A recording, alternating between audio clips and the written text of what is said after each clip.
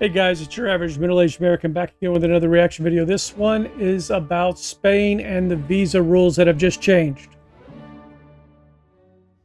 Every time I turn around, Spain is changing something or trying to change something. I like you just the way you are. What's going on? All right, I have not seen this video. Check it out together. This is from James, and check out his channel. He's got some great videos about Spain. He's been living there 13 or 14 years. Married a Spaniard. They have a family, and he helps people learn about Spain and helps them learn how to move to Spain without damaging the country. If that makes any sense. The wrongs and right ways of moving to Spain. He's all about the right way, so. All right, enough jibber jabber. Let's see what's going on. So you've spent months researching how to move to Spain, what visa might be right, what immigration pathway, or maybe you're just dreaming and kind of learning about all the options. And then Spain goes and passes a huge immigration law update and really changes many of the different immigration routes that people use to move here. I've gone through the relevant parts of the law with the immigration lawyers that I work with and recommend to pull out the key points that I think are going to be relevant for you guys, for the Spain Revealed audience. So just to zoom out first, before we get into the details of what has changed, this law proposes, according to the Spanish government, to bring more clarity and consistency to Spain's often chaotic immigration procedures. So I've pulled out 3 of the key immigration routes that this law impacts. So those are the non-lucrative visa, the student visa, and residency for family members of Spanish citizens. Now, I think one thing that's really important to say is that this law is really fresh. It's just come into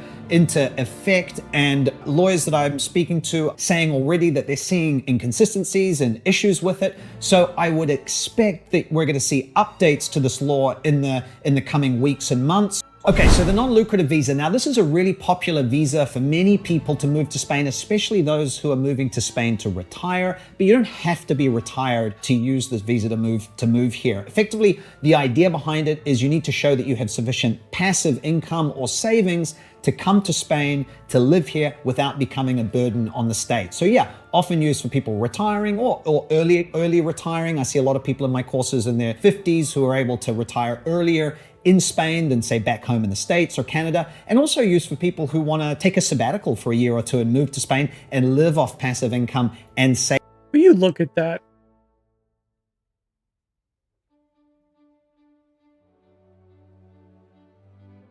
Really is a beautiful place. It really is. Spain may make our first trip.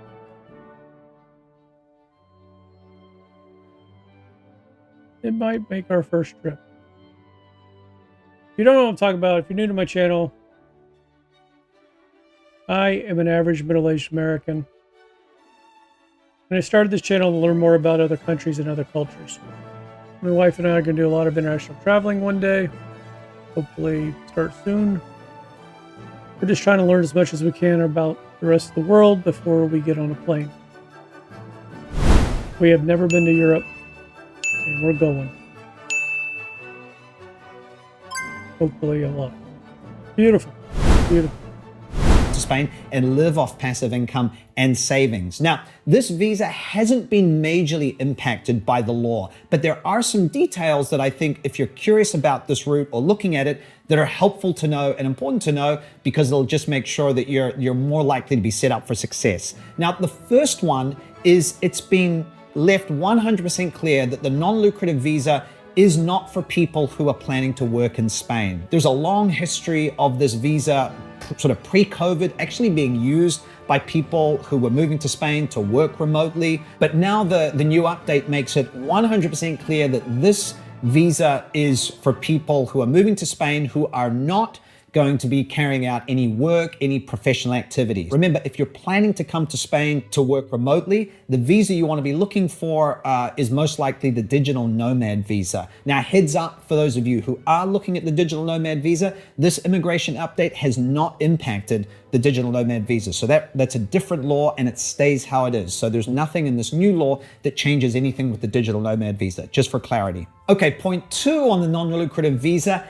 This law has made it very clear what sort of bank or financial information you need to provide to the consulate when you apply for this visa if you are going to be using funds in an overseas bank to show that you have savings or passive income to support yourself in Spain. It's quite common when people apply through the non-lucrative visa that they, say you're moving from the US, you want to show that you have funds to support your life in Spain. So you show, bank accounts that prove that, showing regular, say, pension checks or with savings. And the law has actually now been very specific in terms of what the requirements are that you have to show from that bank account.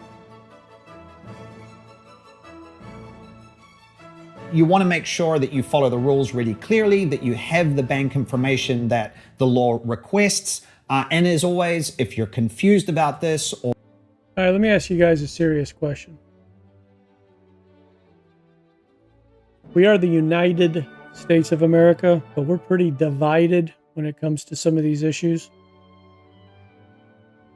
Is there anyone in Spain who thinks that every person should be able to just come to your country and live without any paperwork or any proof of finances or a job or an application or anything? Now, I'm not saying it's right or wrong. I'm asking a simple question. Does everybody in Spain agree that when people come to their country to live, that they should have to go through immigration and paperwork and provide these bank accounts and this kind of stuff to prove that you're able to support yourself so you're not a drain on the system? It seems like Spain's getting pretty tired of people that are legally in Spain coming from other countries, let alone illegally in Spain.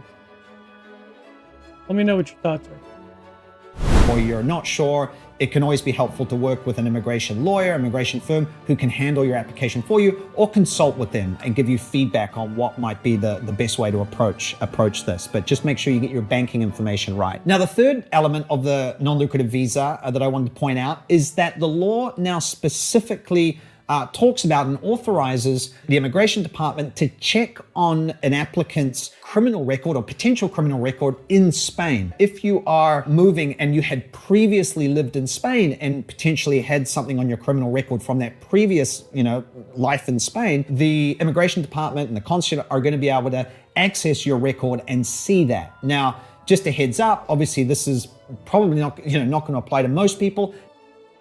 Okay, so as a Spaniard, do you care if someone's a criminal or not? I mean, don't they have a right to live in your country even if they aren't from your country, even if they are a criminal?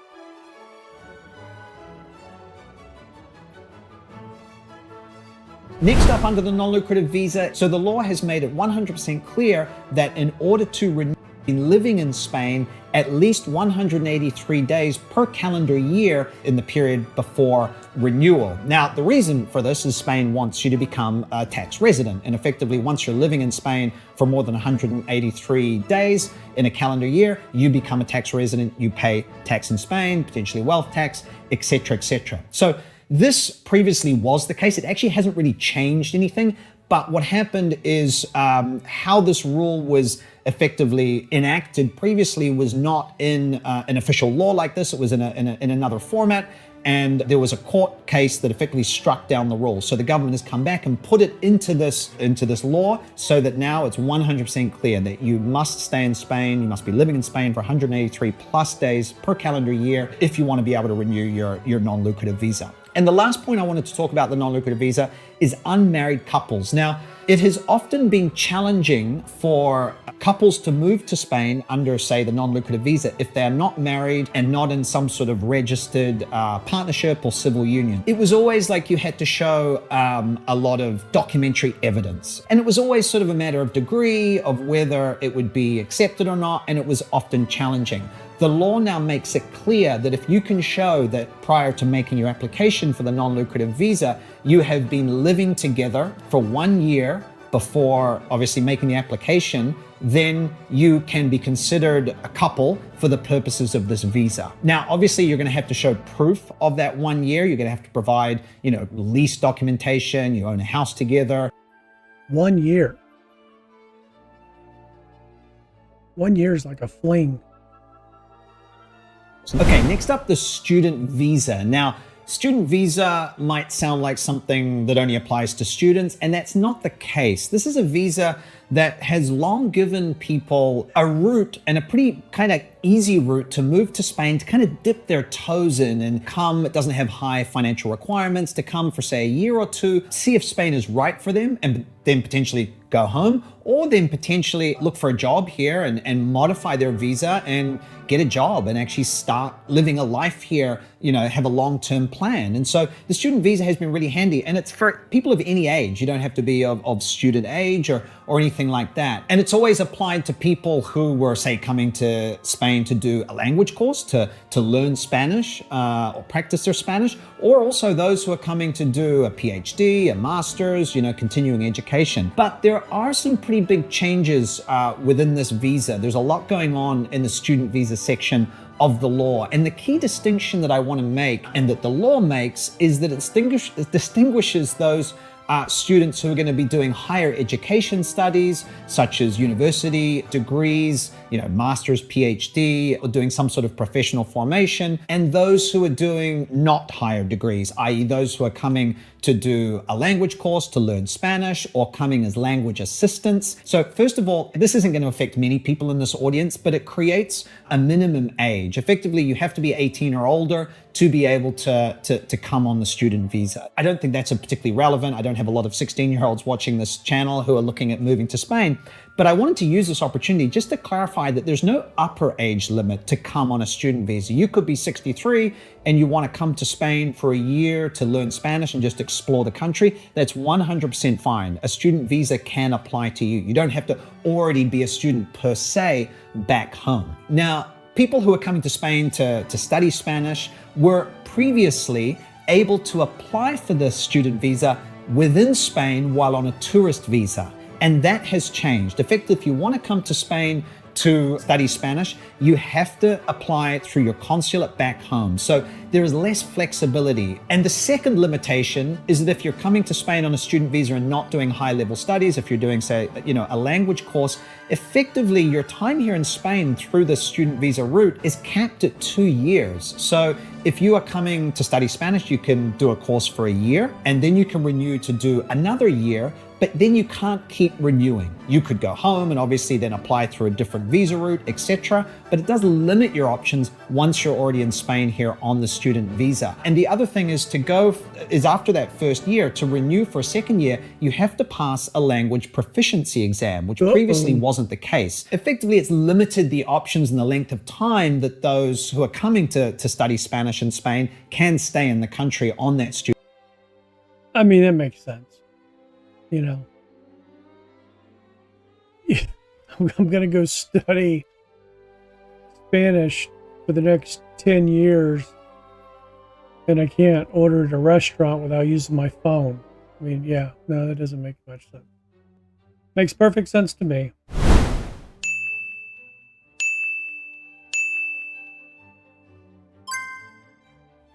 Anybody know the longest you can just stay, like on a regular, like a trip?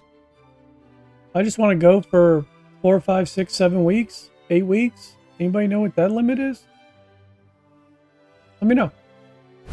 student visa. And another limitation that's come in is that previously you could come study Spanish in Spain, and then after you'd completed your degree, there were options for you to then change to a work visa and start working in Spain and start to build your life. That is no longer available for people who aren't going to be doing these higher level degrees. So again, if you're coming as a language student, you don't have the option to modify your visa status to a work visa, which is a real shame. And I'm really surprised that the government has done this. And actually a lawyer I spoke to said that they pointed this out at one of the conferences where the government presented this law, and the representative of the government didn't even realize. They were like, oh, that's a good point. Maybe, kind of like, maybe we shouldn't have done that. We've taken a note. So that's why I say expect potential changes to this law. I'm not saying there's going to be necessarily a change to this one, but I'm surprised that why would you not want smart people who are here, learning Spanish to then be able to stay, particularly in a situation where the country is looking for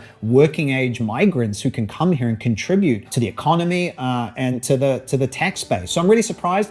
Hopefully that one changes. But just to be clear, there are a few options if you're here, say doing a language course. There is the highly qualified visa, which is for highly qualified workers. There's also the entrepreneur visa. People sometimes also ask, could I apply for the digital nomad visa while I'm in Spain on a student visa? Some people have been approved. We're also seeing some people get denied who are trying to make that change. The reason potentially being is that to apply for the digital nomad visa, you have to show that you've been working for a period of time and show income so that you can support yourself in Spain as a remote worker. Now, if you're here as a student or here on a non-lucrative visa, you don't have authority or permission to work. So you're effectively showing that you've been in conflict with your current visa situations. Now, another aspect related to work, and there has been confusion about this, effectively, if you are in Spain on a student visa and you're doing higher level studies, then you have automatic work permission. You can work up to 30 hours per week.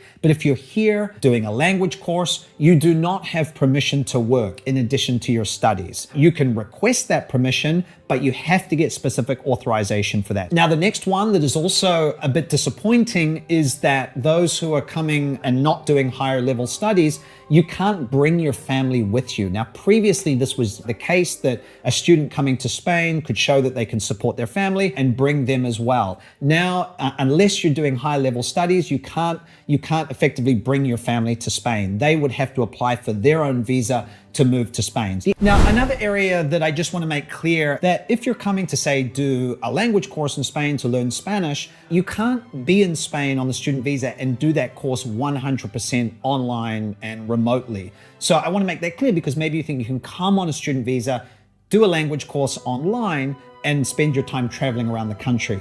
The rule is that at least 50% of the course has to be in person. So if you're coming, say to learn Spanish and you're going to be doing it through a language academy in Madrid, at least 50% of the time you'll have to be in the classroom in Madrid. Now, however the language academy organizes that time may leave you obviously long weekends to travel around, but I just want to make that clear because a little nuance that I think is important for people to realize. Okay, let's move into the third topic, and that is family members of Spanish citizens. You guys have a whole new route to move to Spain. Before this new law, if you were the family member of a Spanish citizen, so you just got to find one person in your family who's willing to go take classes in Spanish, and then everybody could just tag along. Is that what we're saying?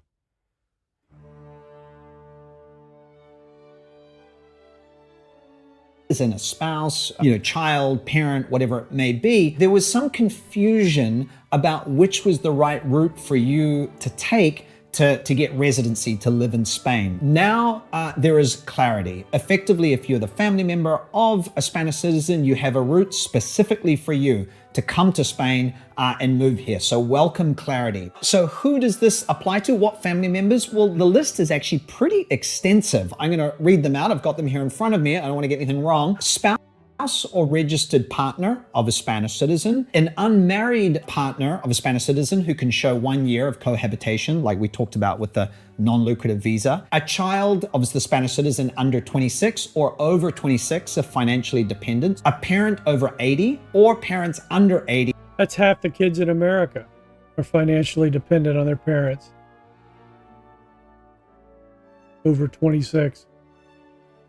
as long as there's proof of financial dependency and showing that they don't have financial support, etc., in their home country. And in some cases, even siblings, nieces, nephews, and even caregivers, if cohabitation and financial support can be shown. So pretty extensive list there. Now, one thing I wanted to point out, and this is of particular interest to those who have achieved Spanish citizenship through the grandchildren's law. I've talked about this in my newsletter, the so-called Ley de Nietos. This is whereby effectively, if you can show that a parent or grandparent was exiled or left Spain during a specific period in the 20th century, then you could get Spanish citizenship without actually having to come to Spain to get that citizenship. You could get it from overseas. Now, if you have gotten Spanish citizenship through the grandchildren's law, the Ley de Nietos, then your children, including adult children, can get residency to live in Spain. You don't even have to, you as the parent, be living in Spain. So that opens up a lot of options for children of people who have achieved citizenship recently through this law which expires this year. And this is great because, again, it gives another route for people to move to Spain. So I just wanted to point that out. All right, well, there you go. Seems like a lot of ways to get visas. I didn't know it was going to be this in-depth. I might have to do a little editing. But, yeah, James knows his stuff. No doubt about it. I think right now, I think our long-term goal, if we love Spain as much as I think we will, is just go for like, a month or two at a time in the future, like after we retire. Go for a couple weeks at a time while we're working, and then a couple months at a time, month at a time, month and a half, 2 months, whatever. So what do I need for that? Anybody know? Let me know. All right, that's enough for this one. Most of my videos aren't quite as... I don't even know the word. Most of my videos are more about the beauty of a country than the regulation. So check out some other ones if you want to see some really beautiful places, castles, cathedrals, etc. And that's all I got for you today. I appreciate all you guys, and I will see you on the next one. Take care. Thanks for checking out my video. I hope you enjoyed it. If you haven't subscribed already, hit that button. I think you'll enjoy it, and it doesn't cost you anything. If you'd like to see other videos similar to this one on the same country, click here.